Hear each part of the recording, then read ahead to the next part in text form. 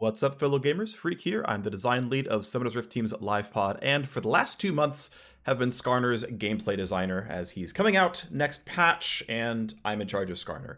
I was not initially Skarner's gameplay designer. When I joined Summoners Rift Team at the beginning of last year, pretty quickly I was put on Skarner as his Summoners Rift Team consult. What that means was I was in charge of getting him into playtests and ensuring that the way the kit was shaping up was something that we would be able to balance and not have to rip the champion when he came, when he came out eventually, and ensure that he was going to be playable. To be really clear, when we first were playtesting Skarner, at least when I was involved with the project in the fairly early last year, there definitely were some things that were like, we can't ship the champion like this, there's things we can't do here, but in terms of getting the champion into basically the state he is now, I get none of the credit for that. Like, this champion was 95% complete by the time I took over as his gameplay designer. Largely what I've done is retune some things, fix a lot of bugs, several dozen of them, and I'll talk about sort of the specifics of what I've actually done for this project, but what I've done here basically amounts to the amount of work that maybe went into like the Rek'Sai or Seraphine updates, where some meaningful things in the kit moved around, but they're all the same abilities, right? So in terms of a byline or credit or whatever, I deserve very, very little here, but I am in charge of Skarner, and so I want to talk about it from what's been going on and whatnot. So preamble, one meme I've seen tossed around a little bit is something 3 years. So in general, no champion is in full production for a very large amount of time. So, Skarner was not in full production for 3 years. There's plenty of times where we're like, we want to do a Skarner rework. We know he's the least played champion in League of Legends. We know he's not fulfilling on his fantasy. We know we can bring him up to be a much more broadly appealing and deeply played champion with better gameplay, with the better design, with better whatever, right? Knowing that we want to do something and saying we're starting the project does not mean that there's already a full-time engineer and concept artist and animator and particles and whatever else, right? That's not how that works. So again, this project started before I was even a designer on SRT, so I have no idea what the first year or so of pre-production and discovery on Skarner was like. I truly have no idea. But as with any new champion coming out, there is a long time of discovery and pre-production, where at a certain point you're like, hey, I need you to make a model here, I need some rudimentary animations, just throw down some keyframes, it's going to be good enough. Every new champion starts out copying someone else. So, for example, Hui was copied from Kayn. In fact, there's if you look through, you can't, but I can. If I look through like Hui's character record, there are comments. It's like, here's Hui's base armor, and there's a comment saying, note, Kayn's armor is intentionally very high so that he can jungle well, because Kayn's big staff weapon is kind of like a paintbrush. Literally the reason why Kayn was like copied over, renamed to Hui, and then the character was made, right? You don't get a model right away. And so Skarner, being Skarner, just like was Skarner's old model for a large portion of time. And you could make a lot of abilities work with the old model and whatnot. And so as far as I can tell, though, for the last year, he's had more or less these abilities. I don't remember everything from last March or February or whatever, but regardless, I was his SRT consult, which means that I was in charge of making sure that we thought this champion was balanceable. Again, there were definitely some rough edges a year ago that have gotten to a better state, but yeah, he's in a much better spot now. I think it's going to be a very fun champion that people will definitely enjoy. And as mentioned, yeah, I've been his gameplay designer as of about February, that I've been in charge of the project and running things from the design side. There have definitely been some pretty big hurdles. There have been some, I don't want to call them battles, but like there's stuff where it's like, oh wow, these are going to be really tough to reconcile. We've got to try to sort through it and find a clever solution. And yeah, there actually was a lot of work. Ultimately, I've spent between 1/2 and 1/3 of my time for the last month and a half or so focused on Skarner, working essentially for Champions team, which means that I've had less time to focus on the live game, right? As one of the primary contributors to live gameplay on League of Legends. We certainly got a lot of help very early in the season with the seasonal designers pitching in and ensuring that their systems were in more or less the right place. But yeah, basically we've had essentially less bandwidth on live design for the last month and a half because I've been spending a lot of time on Skarner. Anyway, let's talk about Skarner itself. That was a pretty long preamble, but let's go. So let's talk about overall goals for Skarner. A lot of these were defined before me, and they were completely reasonable to inherit and say, yep, this is what Skarner is going to be. I've been able to, if I wanted to, if it was reasonable, to nudge some things in a direction I thought was more reasonable for the champion, ultimately because it became my call. But first of all, Skarner is a Vanguard with touches of Fighter. A reasonable analog here would be someone like Poppy, who is clearly a tank, but she can brawl. But Skarner's point is to be first and foremost a tank. If you're picking Skarner and you see Skarner on your team, you're like, we have a tank on our team now. Good to know. Now, he is not like best in class engaged tank. This is not Malphite. This is not Ornn. It's probably not even Scion. But he is still a frontline tank. Of course, he wants to flank. It's very important that his E is required for being successful, but he is meant to be allowed to sit in the front line and play a tank role pretty well. Some of this, of course, is inheriting from old Skarner, where Trinity Force has been a popular item on the champion, where it is reasonable to say you are allowed to build fighter items sometimes. I think, generally speaking, any tank probably should be allowed to build damage sometimes when they're having a really good game, and it, like, actually, you know what? I'm the carry, I've got all the shutdowns, I'm the one who's 5-0 and my team is doing poorly. Okay, I'm going to turn into more of a fighter, and this is, Titanic Hydra and Steris Gage coming in on Scion, and, the similar AP types of stuff going into Cho'Gath and whatnot, right? I think that's reasonable to allow every tank to do. Not all of our tanks have this right now, but I think in general that would be fine. We've actually probably leaned a little bit harder here than we would have otherwise because of the live Skarner anchoring, where he often builds things like Trinity Force, and there are currently quite a few fighter builds on him for those who actually play the champion. Regardless, though, the only AD ratio on the kit intentionally is on Q, and I've interrogated this a fair bit here, where W and R are magic damage. Their damage scales is AP. The AP ratios are good enough that you might consider Liandry's. You can just about reset W and keep it up permanently. The AP ratios are good enough that you might try. But the primary thing was, if you are building AD on Skarner, you are not going to be a burst assassin. AD will not give you substantial burst damage. AD will give you sustained damage. It will make you a better Juggernaut. It will not make you an assassin. And so I believe pretty strongly we can put the only AD ratio on the kit onto Q, and that will make him a functional choose to side grade into fighter items. At this time, I don't think he should be primarily being a fighter. He has way too many tank outputs to be primarily a fighter. But the option of building them, I think, is totally reasonable. Tank gameplay in general, I definitely did a fair bit of work here with input from August around the types of things that makes tanks functional in League of Legends. And the primary pieces here are repeatability and durability. Now, again, he's not going to be as durable as a primary, exclusive Vanguard tank, like a Malphite or an Ornn. He's not going to be quite as top-end durable as them. However, one thing that is important as far as his gameplay is that he is very durable, and he's certainly one of the tankier champions, but he's more light tank like Poppy, where Poppy cannot infinitely tank you in the way that, an Ornn sometimes can, and Ornn can be the ultra late game frontline, but he's going to be very durable, just not the most durable champion in the game, right? There's a ceiling on his durability here. And part of the reason there's a ceiling on his durability is that Skarner is very, very mobile. His E is a really, really good mobility tool. He has enough CC that he can kind of peel you off of himself and get away. He probably just can't have best in class durability. He has to, be low to mid for a tank.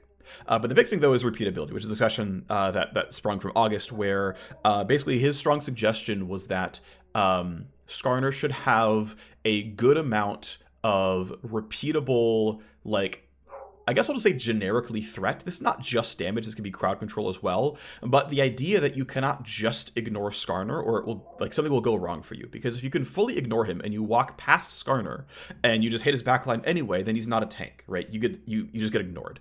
And so again, this doesn't have to be damage, but it's, have low enough cooldowns, have enough outputs that you have something that you can do, right? That you have something to repeatedly inflict on your opponents during a team fight. And this can't be his E, because the E, like, for the gameplay around that spell to be good, has to be a long cooldown spell. So it basically came down to Q and W being those tools here, because obviously your ult's not going to be it, and a little bit of the passive, but whatever. So I did a pretty big hit on ensuring he had some repeatability, some stuff around ability orders and rank ups and whatnot. We'll talk about that when we go down to it, but it's pretty important that he has a good amount of repeatability and a good amount of durability, but mid to low for a tank. So let's talk about Q. One of these goals came from before me, and to be fair, like the design of Q, which is press Q, grab a rock from the ground, empower your next 3 attacks, or throw the rock early. That spell existed before I joined the project in any serious way. Right, I did not make this spell. This spell has been this way the entire time. Things I did was I refactored the damage. I believe when I inherited the spell, it was, I don't know, 15 to 55 damage. It had a 10% total AD ratio. It had a scaling slow. There was times where the Q would apply on hit effects, so you would like throw Iceborne Gauntlet at people, and the rock dealt way too much damage. It would just overall the output of that spell was just simply too high. The cooldown ended up being the same. Like we went around on cooldown for a bit, but we came back to the same cooldown that it was when I inherited it, as far as I can recall. But I moved around some scaling. One thing I did was I gave this ability a bonus health ratio. So one thing about tanks in general, right, this guy's never going to build armor pen. I don't think Cleaver's going to make sense on him. So one thing that's true about Skarner is he is a mixed damage threat. He deals almost equivalent physical and magic damage. One nice thing about dealing magic damage is it is more insulated against game time. Champions gain way more armor than magic resist, despite their armor and MR being about the same at level 3, or even earlier sometimes. And so a combat pattern and a damage set that makes sense at level 1 or level 2 or level 3 or level 4 no longer makes sense at level 18 when everyone has over 100 armor but still only like 50 magic resist. And so any physical damage ability needs to scale really sharply if you're not going to build a Last Whisper or a Black Cleaver, or keep stacking lethality to just continually put your opponents at 0. And so you have to actually really overload physical damage spells if you want them to remain threatening. That's just like a actual hard rule. And so one tough thing is that Q, one of the primary goals for this skill was that it should be maxed first. This is, in general, I think, a pretty good thing for League. You don't have to do it, of course, but by making Q a good max, it is the intuitive max for most champions. When I think of champions like Draven, Q is the iconic spell on Draven, and you obviously max it. You look at Lilia, Q is probably the iconic combat pattern spell for Lilia, and you definitely max it. Mordekaiser, you clearly max Q, that's the primary spell, and you max it. And having the ability to max first, and then having to find a way to make it keep up with game time means you need to find some clever way to make it scale. I tend to not like giving things level scaling if I can help it. Sometimes it's unavoidable, and that's fine, but oftentimes you want to find another clever solution. And for me, it was like, actually, right, since Skarner is not top-end durability and he has these glimpses of fighter, I actually want Q to natively scale pretty well with default purchases. So Q has a pretty good bonus health ratio, which essentially says that as you buy items, you get your Bomby Cinder, you finish a Sunfire Cape, you buy a Thorn Mail, you buy Dead Man's Plate, whatever you're buying, that's going to keep ramping your Q damage such that it continues to remain useful and relevant throughout the game. The Q Rock Throw is % health damage. There's no ratio on that. Doesn't need to have one. % health damage natively scales on its own. So that one's kind of a freebie. But that was kind of important. There's also some stuff around the usability on Q. I'll say that for later, but ultimately, talking about goals for Skarner is like, Q needs to be his single biggest damage tool at all parts of the game, which meant, and we still have to like balance his jungle clear and all these other things, which meant like, yeah, it has fairly low base damage, it has very aggressive rank scaling, and it has a fairly aggressive bonus health ratio because it needs to have that. Very late in the project, we re-added a bonus AD ratio, so it's there so to say that if you want to build Titanic Hydra, you are getting some ability scaling out of it. And overall, it is a pretty usable spell. It is the primary damage tool, and that's where we are. That's more or less the coverage on goals for Q, right? Is that it's meant to be its primary skill, meant to be primarily max first, and meant to be solidly usable. R, I did basically 0 retuning on R. I don't think I've touched anything but maybe the cooldown parameter, and maybe the AP ratio on the spell, but that's kind of it. So the R is a functional skill shot. You cannot R flash. You are required to do setup for this. It deals enough damage. It has a fairly low cooldown because the spell is pretty unreliable. You have to be in melee range to use it in the first place, and then of course they can dodge away. So you're not really able to fish with this thing. So it can have a fairly short cooldown for a tank ulti. I think it's shorter than Malphite ult at pretty much all points in time, for example. Malphite ult is a lot more proactive than the spell, right? But overall, again, I didn't really tweak much here. It being somewhat unreliable is fine. A 3-hit on R. He actually has unique voice lines for getting a 3-hit on R. It is AoE Impale skill shot if you don't know already. And it's just like quite functional. I think this ability works pretty well. Again, I didn't really touch it at all. I think this ability is fine. There are some combos. We'll talk about them a little bit later again. But yeah, it's a solid spell. It's cool. E is definitely something that a year ago went through a lot of iteration. So E is a really interesting spell in that it's obviously quite unique. It is a Scion R / Nunu W that passes through terrain, which is obviously quite powerful, can obviously be very, very meaningful. There's basically, so talking about goals with the E, basically, right? It's this, single target, carry, and then pin and deal a bunch of damage and stun. One thing that we have been hyper vigilant about is we need to make it correct for you to land the wall stun for this ability to be used most optimally. Because it is technically possible to just walk up to your opponent, basically like sit your model on top of theirs, and then cast E backwards and carry them for about a second. You can make E a bad instant cast Skarner R. There's going to be gameplay where you're going to flash at them and just backwards E and carry them for a second. That's going to be correct sometimes, absolutely. But we really, really want the primary best case to be carrying them into a wall and stunning them. Now, there's actually no bullet point here for the goals around W. We'll talk about that skill later, though. But because we want you to max Q first and W second, and we're really, really sure that's correct for the champion, E has to be a really, really, really good 1-point wonder. And we need to load a lot of power into actually landing the wall slam so you don't just freely insect people. So the E damage is a Skarner's total health ratio. I guess we could have made the E deal target max health damage, but that would mean we'd have max health damage on his passive, his Q, and his E, and that seemed way too much.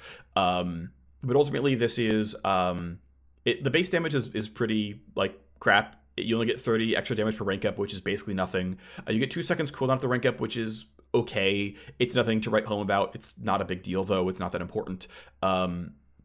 It's basically saying that, yeah, you're going to 1-point wonder this, and by level 13, this has to be meaningful as a level 1 ability. So the stun doesn't change on rank up, the amount of CC doesn't change on rank up, the amount of speed you get doesn't change on rank up. It's a trivial amount of damage, all things considered, and enough cooldown to say that it's not trash to put the points into it very, very late into the game. And it's just got to kind of pass that bar, and that's it. That's the bar we're hitting here. But it's very important that you actually land E. When I inherited the project, E had a refund every time you attacked someone who had your passive on them. It refunded 1 second off the cooldown. This was trying to add interest to his just team fighting. I thought we could solve that in other ways, so I ripped the mechanic out. We still did want some kind of E reset mechanic. Something that's actually very important for his E is it needs to have a baseline pretty long cooldown, because if it doesn't, he's going to E into a fight and then just randomly E out. He is a tank. He's not meant to be super, super evasive. And one of the tough things can be that the E can be really tough to land in an actual team fight because you can get CC'd out of it. It can be hard to find a wall. It isn't the easiest tool to use compared to Ornn W auto attack is pretty straightforward. Skarner eating someone into a wall in the middle of a team fight, that's a lot harder, right? And so this tool has been very tough to use in team fights. The difficulty, though, is if E's best use is just escape when you get kind of low, that's not great. And so having it reset on auto attacks kind of betrayed that, because you would get it back at really weird times and just escape randomly, and it made the champion really, really evasive in ways that weren't reasonable for a primary Vanguard. So there's basically just a lot. And then the other thing, though, is I think it's actually very, very important that the E cooldown is short while jungling. One thing that's actually really cool about junglers in League of Legends is you get to learn how to play them in a very low stakes environment, especially for skills that are really, really unique, like Skarner Q and Skarner E. They both work at full power on monsters. because they are unique spells. Like learning your Q cadence and tracking the cooldown and whether you're holding a rock or not, it's not the most complex skill in the world, but like not a lot of spells say, here's a buff, your next few attacks do something. Rek'Sai does this, but again, not that many others. And like Zaya passive does this as well. Okay, whatever. But also the E is like very, very, very unique. And so making the E a meaningful part of your jungling and having E's functional in jungle cooldowns be short enough that you're going to use it just about every single camp, also really, really, really valuable. And so that's kind of where we got to, was the E refund is if you land a wall pin, get 35% back of your cooldown. The way it's scripted is your cooldown is reset to X%, because it was just easier to do that way. But whatever, it's all the same mechanic at the end of the day. You go to 65% cooldown when you land a wall stun. You get a stun, you get a bunch of damage. And that lets you roughly cast E once per camp. While 1.1 ring it, while also not making this spell constantly available over and over again in a team fight, such that it's used as an escape tool. And so I think we really got there. Again, a year ago, this skill was really, really, really unfair. And it was like, oh, I should just 3-camp and then camp bot lane and never touch my topside jungle because I'm just the most ridiculously overpowered jungler. And so a lot of work was done by designers before me. I did not retune any portion of E's movement stuff here. It was in a good spot by the time I inherited this project. But in terms of its distance traveled, in terms of how well he can turn, all these other things, all done by designers before me. Like there was a lot of playtest feedback of like, hey, E is really BS. Hey, E is really BS. Hey, retune this. Hey, please retune this. But we got there. And again, that wasn't me who retuned this. And so what it comes down to once again kind of restate one of the goals of E is that Skarner's primary success should be around him getting a cheeky angle through the E, not just running at you in a straight line, because, that's the more boring version of the champion. So then the final thing was AD and tank builds. Again, I believe right now that Skarner should be primarily built tank, but AD build should be a viable secondary option.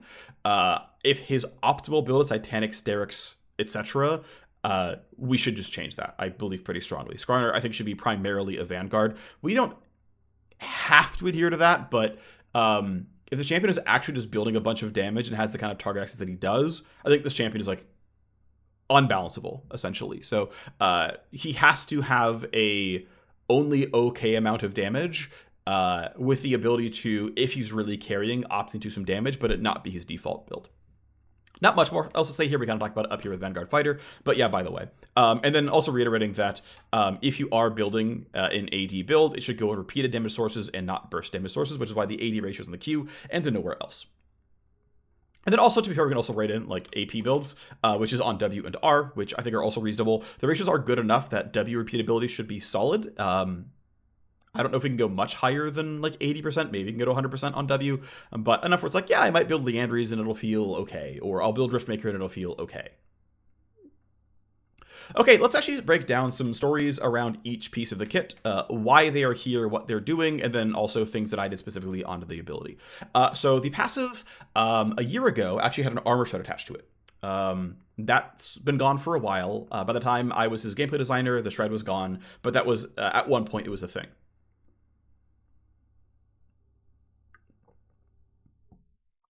But the point of the passive is to basically is us to have control over his eventuality. So percent max health magic damage is probably the most target agnostic damage type you can give a champion. Other than, I guess, percent max health true damage, but that actually screams I kill tanks and probably doesn't feel quite so reasonable. So regardless, if you hit someone 3 times with autos, your Qs, and or R, they will start taking percent health magic damage over the course of 4 seconds. So, getting over that hurdle allows you to start dealing the dot. The dot, I think right now the tuning is 7 to 12% max health magic damage over 4 seconds. So it's not a ton of damage per second, right? Even at level 18, 3% max health DPS is not that much higher than Leandries. And of course, doesn't have, other mage outputs to increase his damage even further. But it's enough to say that if you ignore me, right, I will eventually kill you. Actually aggressively tuned the level 1 damage to make sure it dealt more damage than a, level 3 Lysandra with a health potion. so that like if you put someone at 1 HP and their pass is on, you will kill them over a health potion unless they have some other form of region going on, like a Doran Shield or Second Wind or something else like that.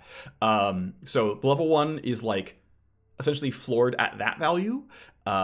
The level 18 value is whatever we want his late game to be. It's honestly, there's nothing too important here. And then beyond that, we intentionally have zero control. Sorry, we give you no control over how much you scale this thing. We intentionally want this thing to be, here is exactly how much eventuality we are giving Skarner in PvP combat. He will be exactly at least this lethal guaranteed, no matter what he's building and how he's doing. As long as he's getting XP, he's doing this. That is very, very intentional. So things I modified, this passive used to have a flat damage as well as percent health damage. The percent health damage used to have his max health ratio that fed into it. I ripped out a lot of that stuff because it's like, hey, if the point of this ability is incredibly low mindshare eventuality, we need no frills. This can be a 1 sentence or 2 sentence spell, and it will do its job completely. So I mean, this thing I guess had technically 3 or 4 mechanics, and I pulled it down to 1.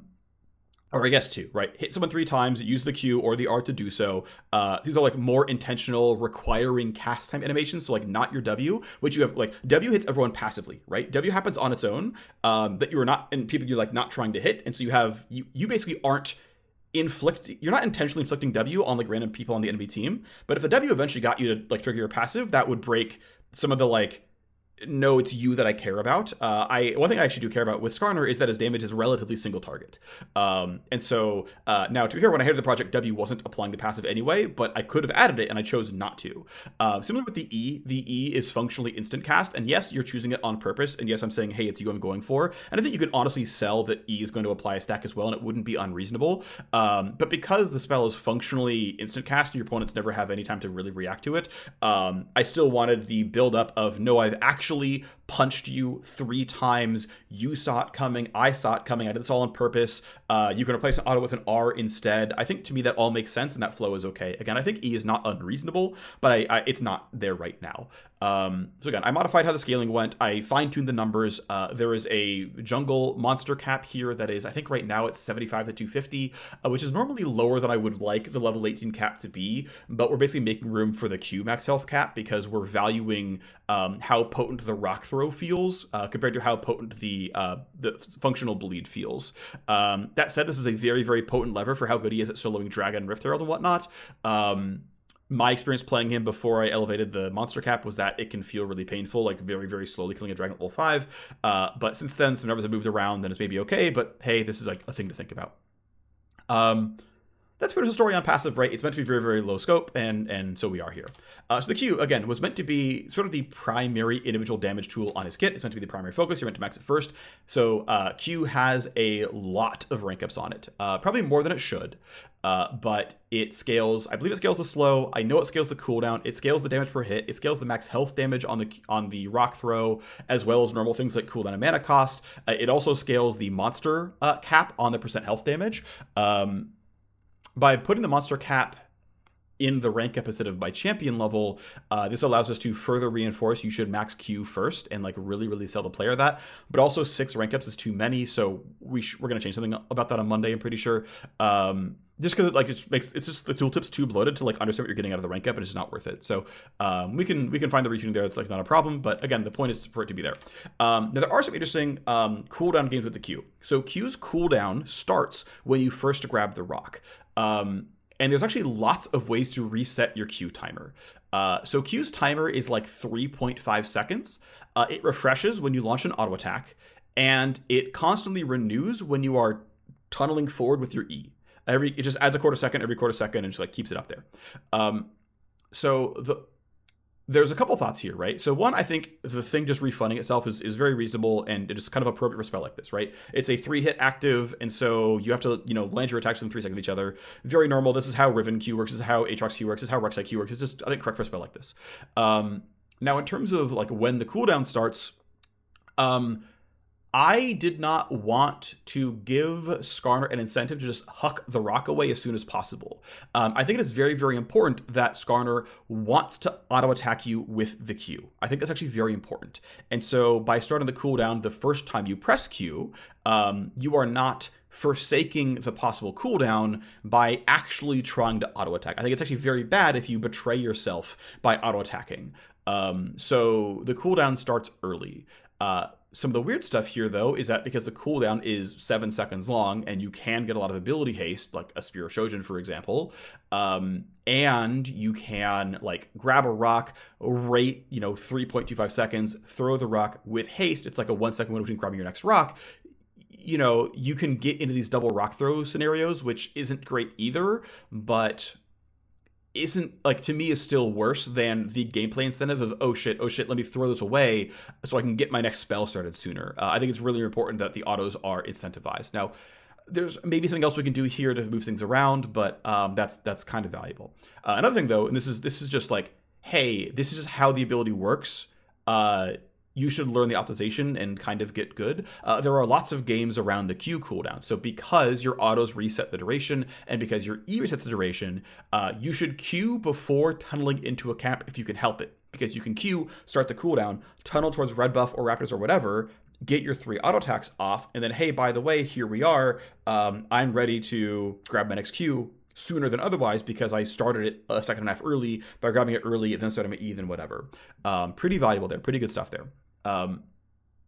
Also, one thing that's worth noting is another thing that was really apparent in early testing was that it was basically always correct to throw your rock away after the first 2 attacks, because the rock throw carries the 3rd auto attack's worth of damage, the bonus damage, not the auto itself. You don't get like a free auto attack if you throw your rock. That was another thing that was wrong a year ago. Is it just says, yeah, it gets the rock damage and it gives the would-be auto attack bonus damage, the same still as everything else in that area, and it was just often correct to throw the rock instead. And this is actually why I had added right, feeling worth casting, I'll talk about a little later, but basically it's why I added attack speed to the Q buff itself, was that if you do rock throw, you're actually going to get your 3rd auto attack a little bit later, so that if you can't stick to your target, you might as well just punch 3 times. The 3rd auto attack has its own custom animation that actually looks really cool. I think it's one of his best auto attack animations, and so it's like, I really want the incentives to be there to finish through and land the 3rd auto. Of course, if they get away, throw the rock, slow them down, go for it, right? It's fine, but I wanted to really make it feel valuable, that it was worth landing all 3 autos. So I added the customary plus 25 attack range when you're wielding this buff. I added attack speed onto it. Oh yeah, the attack speed scales with rank as well. All that there to try to make sure that it was worth going through all 3 autos and that pressing Q felt worth it. One difficulty with Q is so Q1, which is grab the rock, is a long cast time that doesn't have intrinsic value. Like when you press Q1, nothing technically happens. It's like a card game analogy would be putting a card on the board and it costing all your mana for the turn, but it doesn't affect the board state, and they just swing at you the next turn, and you lost all the tempo. And one core concern I had when I inherited this champion was like, oh wow, there's a lot of risk that pressing Q feels like ass because it doesn't do anything and it's got cast times like Cho'Gath. That's really, really scary. We usually don't ask this of other champions. The tough thing was, though, there was a very relevant art requirement of like, he is grabbing a rock out of the ground. This has long since been kit locked, and this has to feel like he is grabbing a giant freaking boulder, which means there has to be an animation cell, there has to be a certain amount of duration spent, and spending this amount of time like digging into the ground to grab a rock out to play the animation does not look right if you're moving while casting it. And so we tried a lot of things. We tried to find a lot of solutions. We could not find a solution that did not make Skarner have to sit still while casting his ability. Ultimately, the solve for this meant really, really, really make sure that the payoff is worth it, that he has other ways of like catching back up afterwards. And so we tried pretty hard to make that happen. But this was something that like was apparent to me pretty quickly. There's a couple things that happened here actually. So the Skarner I inherited. So there's a couple things here. There's actually a lot of discussion around the queue here. So when I inherited Skarner, he had a mechanic on his E where if you E'd through terrain, he would automatically grab a rock. So the difficulty, though, with that is anyone playing Skarner for the first like 5 games to like 10 games, which is a lot of people's first impression of the champion, right? Like choosing whether or not they want to play Skarner, they're going to choose within the first 5-10 games they want to keep playing Skarner, right? So it's like if we get the first 5 games wrong, no one plays this champion. Basically, every single person who came fresh to Skarner could not tell if their Q was active or not. Because here's the thing, right? If you press Q, you get a buff.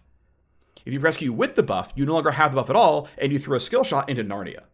It is really, really, really, really, really, really, really, really, really bad if you do not have ultimate control over whether or not you are in a buff state, because the exact same button input does wildly different things that you, in some cases, don't have full control over. And so if you press E and go through a wall and it gives you Q, or like, oh, I pressed E up to mid lane, did I touch the wall on the way over? And like, I mean, this is like literally masters and GM players like, yeah, I can't tell when I have Q or not. Like, these are good players who know what the kit does, and they're like, this is unworkable, basically.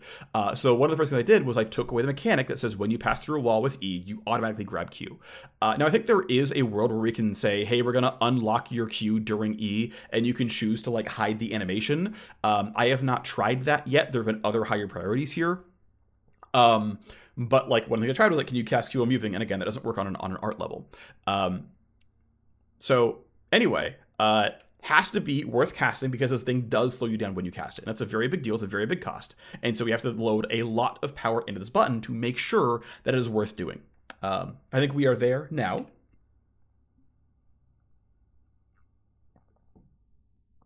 But that is a meaningful concern, right? So yeah, things I modified on Q. Again, I gave it range, I gave it attack speed. I gave it a bonus health ratio on Q such that the payoff for Presence ability was really, really high so that the damage would actually carry over. Basically, the only meaningful damage scaling that Skarner has control over on the kit where like him buying stats matters is Q. Unless you want to build AP Skarner, it's not W, it's not R, it's not E, it's not passive. Q carries all of his scaling because it has to carry the weight of pressing this thing. And so like it just needs to carry a lot of damage while also being max first, means it needs a lot of gold scaling. So we go to the W. As I mentioned earlier, W is all about repeatability. This ability needs to scream to you that is the second max, so the damage rank up is fine. The cooldown rank up is very meaningful. You nearly half the cooldown by finishing rank 5 here. It's a very, very big deal. It needs to be an obvious second max. And again, this needs to be a source of repeatability in the kit, because it can't just be the Q. Because that's just, I think, too flat of a champion. Only have one button he keeps pressing. And so low cooldown W, very meaningful, very repeatable is an important thing. So when I inherited the W, I forget what kind of scalings it had, but W had a flat value, a either percent max or percent bonus health ratio, and then there's also a mechanic where if you hit more than one enemy champion, or it was like per enemy champion hit, it would give you even more shield on the W itself. Once again, I'm a fan of simplifying things. I'm a fan of taking down some mind share. Much like I simplified a lot of mechanics off the passive, I simplified a lot of mechanics off the W. W is it has flat damage with an AP ratio. That's for most Skarner games cosmetic. And it has a shield that is percent max health. So I am a very big fan of percent max health ratio shields on tanks. Because by making the thing scale purely off percent max health, it is agnostic to the kinds of items you purchase. For example, Scion W has a flat value and percent max health that mathematically will always bias him toward building armor and MR. Cassante, I believe, is a flat value and percent bonus health, and that is now a math problem if health or armor or MR are better for your shield. That's not great either. By making it percent max health, it is buy what you want, it's all going to be fine. I don't think doing mid-game math tooltips is like remotely like reasonable, or the kind of skill test players want in League of Legends. And so I'm a fan of being like, it's going to be easy to understand, go for it, have fun. This also allows that the rank 1 version of the spell is valuable at level 7, right? Because I want this ability to matter, right? I want it to matter in the middle of a team fight.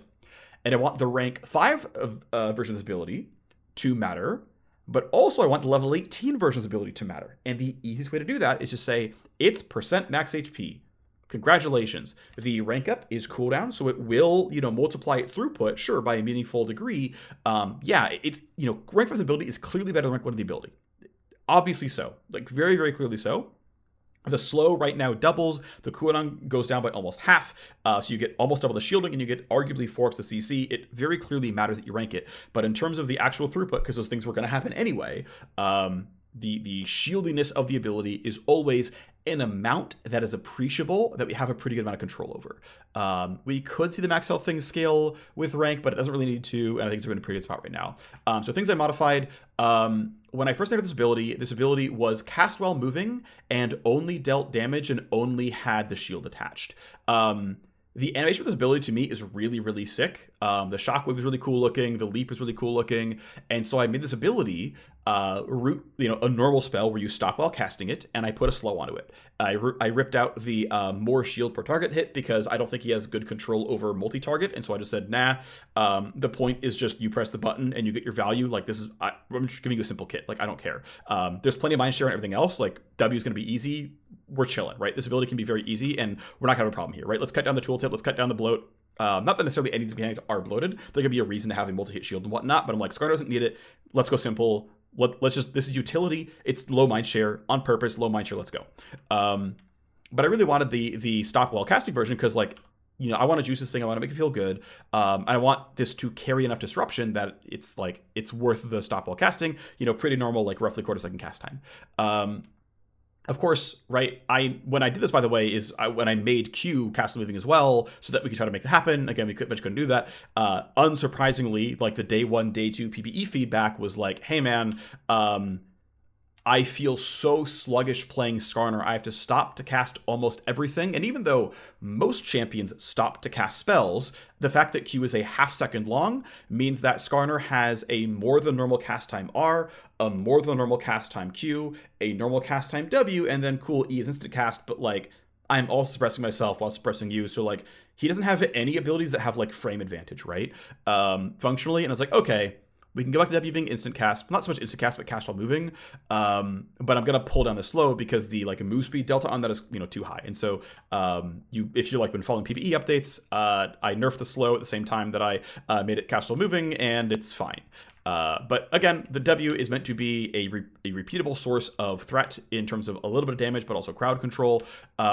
Before we had to like really juice the Q, I had put in a version where W had a lot of damage scaling into it, but I put that all into Q because Q needed to carry it. Yeah, I mean, this is a utilitarian ability. It's solid. It's a solid, decent tank output. But this is meant to be the least exciting button, but it's still a good button, and so I'm happy with it. So the E, again, meant to be a 1-point wonder. And actually, to be clear, when I inherited Skarner as well, I don't think there was a really clear line drawn in the sand of like, what's your second max, W or E? And it was this line of repeatability saying that, oh, okay, you're going to max Q. That's always been a goal. I'm going to make you max W second so that once you are into mid game and like early late game, you have your two primary consistency tools maxed out and you are just a consistent, repeatable frontline, enough of the menace here. Your passive matters, your Q matters, your W matters. You are online baseline. And then E, again, meant to be a 1-point wonder. If we get to a world where you max E first, his early ganking gets really dumb. Like, if E has enough incentives to be worth maxing first, you get in some really, really weird scenarios where, like, the gank avenues get way too good. In terms of, like, hey, what does his early ganking look like versus what does his, like, mid-game team fighting look like? E being a 1-point wonder and not scaling with rank, like, especially his target access scaling with rank, was, like, that is clearly the right shape for this ability in terms of, like, making this champion make sense across game time, so it's going to be flattened. Things that I modified, I added a check when you first grab your target to look for a wall. You could get into these really weird bug states because where you could, in some cases, grab someone with E and then carry them through the wall before the engine realized that you had put them inside of a wall. It was inconsistent, but you could do it during regular gameplay. And so I said, okay, well, when you grab a target with E, instantly check behind them for terrain. If so, wall slam them. It's possible you're going to get into a weird bug where the engine thinks behind them is kind of funky and you get a stun and kind of a weird timing. I don't expect that to be the case here. But one thing I did was, again, I shifted the damage around and I gave it a percent of Skarner's max health ratio to ensure that this thing scaled on its own as a 1-point wonder. And I chose it this way instead of target max health, largely because it was already in 2 other places, and being in 3 places felt like too much, honestly. But I think giving tanks a decent amount of percent max health damage, and again, for Skarner, it's in 2 places here. There's 2 places that they already were, but I like ensure that they were a meaningful amount. Is good because that way your tank is not just about killing squishies. They actually have a decent amount of repeatable threat on a frontliner. And so again, the right, all the sustained damage sources, right? The Q rock throw, which is every 7 seconds, the passive, which is permanent, right? Those are, you can stick to an Ornn and apply those things to him. Those are ways that he can eventually burn down something like that. Whereas if E, right, if E is like, it's target agnostic through burst, it's like, you're not going to burst an Ornn. That's not realistic. So to me, like, this makes sense to be flat damage. But yeah, I did a lot to ensure that it was like a 1-point wonder and pretty repeatable there. Useful there. R, obviously, very iconic skill for him. Now, the fun thing is there's a lot of combos, and I've actually watched people play Skarner, and I feel like most of them don't realize the combos here. So when you cast R, Skarner throws the rock. So anytime you want to go for a grab or a multi-band grab, you can either just like E into R, E stunned long enough that unless you have like really, really, really high amounts of tenacity, E into R is a true combo. But if they basically don't have a blink, just grab a Q rock, press W to slow them to get back into range, or press W to slow them first, who cares? But grab a Q rock and then walk up to like cast range and then press R. He will auto cast the Q while starting the R cast. So you basically get to skip the cast animation of Q. You get to save a quarter second in the entire combo. Just grab a rock, then press R. You will land the slow. The slow lasts long enough that even through tenacity, it will carry over until the R is actually landed. And unless they have a dash, they will not get out of your R like trapezoid. This is very valuable. This is very valid. This is really, really useful. This is a very, very big combo. Things that modified in R, basically nothing. Maybe some cooldown. I did not, I think, change damage. I might have tweaked some AP ratios, but this intentionally is not where his damage scaling is. This intentionally is, it is a reliably good utility output. I am personally a fan of having low scaling on ultimates, and in some cases no scaling on ultimates, except for like fake scaling, like the AP ratio on Skarner are, to say that no, this is how much we want out of your, I'm doing horribly, I'm 0, 6, and 0, but I hit level 11. At least I have a button I can press where I don't feel useless. The rest of these buttons, yeah, good luck. You're having a bad game. But I think ultis are the one place that we can give you guaranteed power and say, here you go. Passive has this too, again, to be clear. But I think it's also like a very reasonable how to put them, to put power on this champion. Actually, some things I modified on E. I did a lot of work massaging the hitbox on his E. So we don't have, I think, all the tech we would want. I think if I had this champion for a year, I could have put in different tech requests and our engineers would have had time to do them. But essentially, so we can make areas. We can define an area, and then we can attach that area to a location or a unit, and we can manipulate in various ways. We can make a circle, we can make a square, we can make a trapezoid, we can make a compound shape by like combining a circle into a square and just being like, it's a compound shape, now have fun. And you get like, you know, the White House or whatever, right? Whatever you want to kind of make, right? And this doesn't have gameplay. It's just an area that is like, well, here's the boundaries, whatever. And like, it doesn't have collision. It's not a unit. It's just, here's an area in concept. So if you look at Gragas E or ViQ or Jarvan EQ or any abilities like that, they put an area on themselves. They create a circle. That circle has a radius, and they pin it on their champion model. And then whenever someone enters that circle, logic fires. In the case of Gragas, the logic says, okay, I want you to take that spot and go forward a few units, and then in a circle around that spot, I want you to damage, stun, and knock back. If you look at ViQ, the circle is on her. If a minion passes through it, it runs some logic on the minions. If a champion passes through it, she stops her Q, she knocks them back, she applies a stack of her passive, right? The logic flows, and she gets rid of the buff. When Jarvan, EQs, he puts a circle on himself, and when he passes through, it's knocked up. All normal stuff right here. So Skarner creates a circle, and he puts it in front of him. The circle is actually offset, I believe it's 7 units in front of Skarner's center. I attach it to this point in front of him, and I tell it to rotate with him so that as he turns, if he does a 180, that circle is still in front of him. Otherwise, it would just be here, and as he turns, it would still be on this side of him, right? It would like be behind him if he did a 180. Unfortunately, we can only, right now, because of just like the tech requests as we had them, we can only rotate circles and boxes. We cannot rotate complex shapes, such as trapezoids. So the unfortunate thing is, so anyway, what happened was when I inherited Skarner, Skarner had a box, right? So here's him. Here's his claws, and he's a box that went like about to mid torso and went forward, and the corners were even more aggressive. Like they were even farther away from his model center than Gragas E. It was actually like the corners were even more aggressive than Body Slam, and it also meant that like there's actually this mechanical like gameplay benefit of like, oh, I'm getting close to you, I'm going to turn and make this corner reach you, and it's like that's not reasonable to me. I don't like that. And it made it like it made the box really really wide, but it also made it really shallow because right the front of him was still this flat box here, and so the shape was it had some really weird edge cases where like he would lose to a lot of heads up dashes, like he would lose to Alistair headbutt, he would lose to basically every other dash like Vi, Jarvan, and Gragas. It was like really really rough. You basically couldn't beat anyone except that he like really really hard screwed over people by like clipping them at the corner. And so I was like, oh, I want to make a trapezoid. And I debug it. I'm like, oh, we can't rotate trapezoids. And we're launching him in like 3 weeks. So, okay, we can't get this done. This will actually take too much time. So we don't get to do this. Shoot, I wish I knew this sooner. Didn't. Oh, well. So we put the circle in front of him instead. The circle is offset. The circle's radius is such that it's kind of hard to just insect somebody by standing on them and eating backwards, but you still can do it. It's just not trivial. The circle is far enough forwards that it beats a lot of these dashes, but not all of them. I think Vi beats him, and he beats Jarvan and Alistair.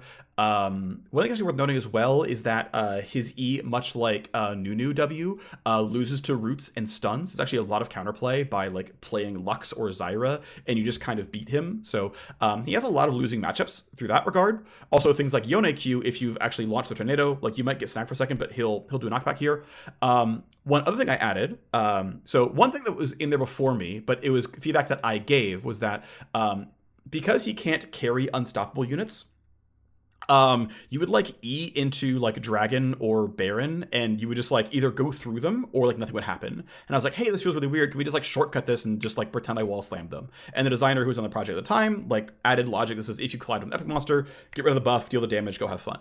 But then we got to a point where it's like, oh, I am like E-ing through like a Nocturne R, and what happens is you like zzz, and then you just stop and nothing happens because you triggered this effect on him, but he's unstoppable, and so I guess we're done here, right? Hands up.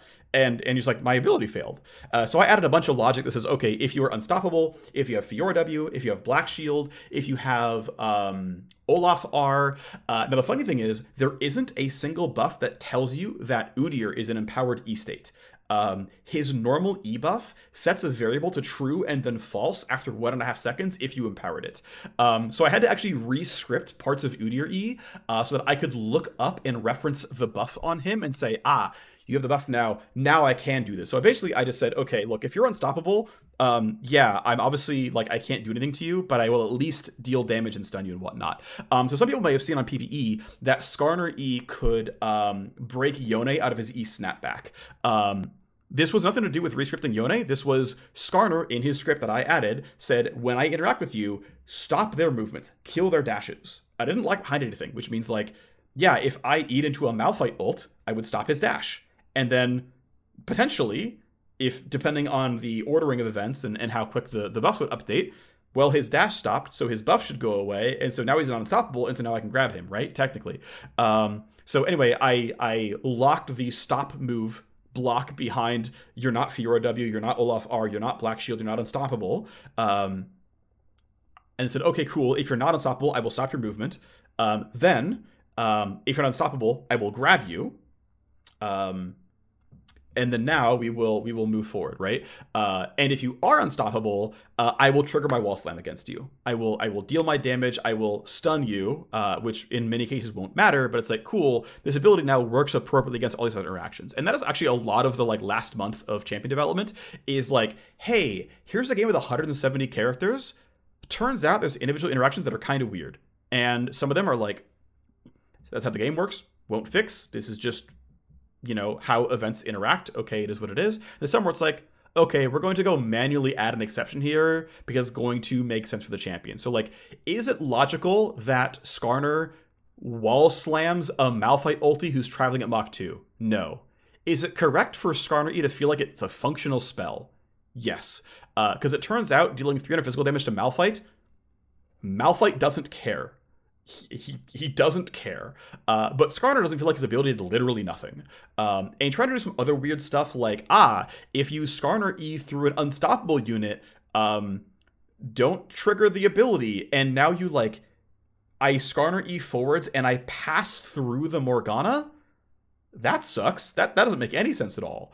Like that's really, really awkward. Like at least with Poppy E, like you land the first part of the slam and you see her dash and like she does all of her animations and then she doesn't carry a target with her.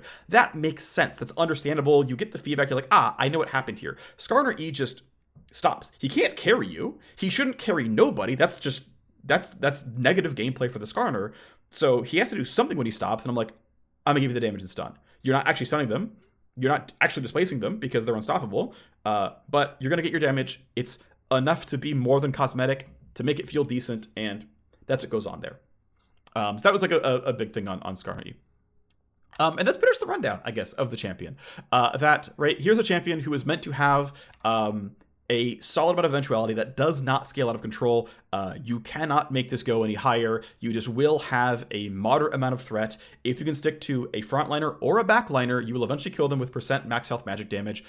You will max Q. Because it's physical damage, it will fall off rapidly with champion levels, so it has pretty aggressive damage scaling here in a decent bonus AD ratios, but also really, really good bonus HP ratios. It's meant to always be worth casting. It's meant to deal a lot of damage, but to carry almost all of his active in combat power here. W is meant to be low cooldown, high repeatable, not exactly high threat, but like not ignorable, but provide him a lot of durability overall and allow him to truly be a vanguard, because this is his only durability output in the entire kit, so it needs to be carrying quite a bit of weight. E is a 1-point wonder because I need you to max Q and W. It's meant to be threatening enough that a wall pin is valuable, that you don't just carry people backwards. Those are all pretty reasonable now. R, of course, very iconic. It now has a lot more variance to it. You can black shield it, you can reactively spell shield it, you can flash out of the way, you can tumble, you can whatever. All pretty normal things here, but it means you're gonna have some high points where it's like, I landed the triple R and it won us the game, and like I had a bad game, but I've got the high point. And sometimes they outplayed me, man, they got me. And yeah, it could be risky to make a unreliable ultimate, but that's okay, right? It being unreliable is fine. It having a baseline level of value, though, when you land it is, I think, very important, and it has that here. So I think that is what I wanted to give for the rundown on Skarner. Some of the choices that were made before me, some of the choices that I made on the champion. I think this champ looks really cool. I am glad about the things that I simplified. I am very glad that I inherited a kit of a champ that was already fun. I did not make any of these abilities.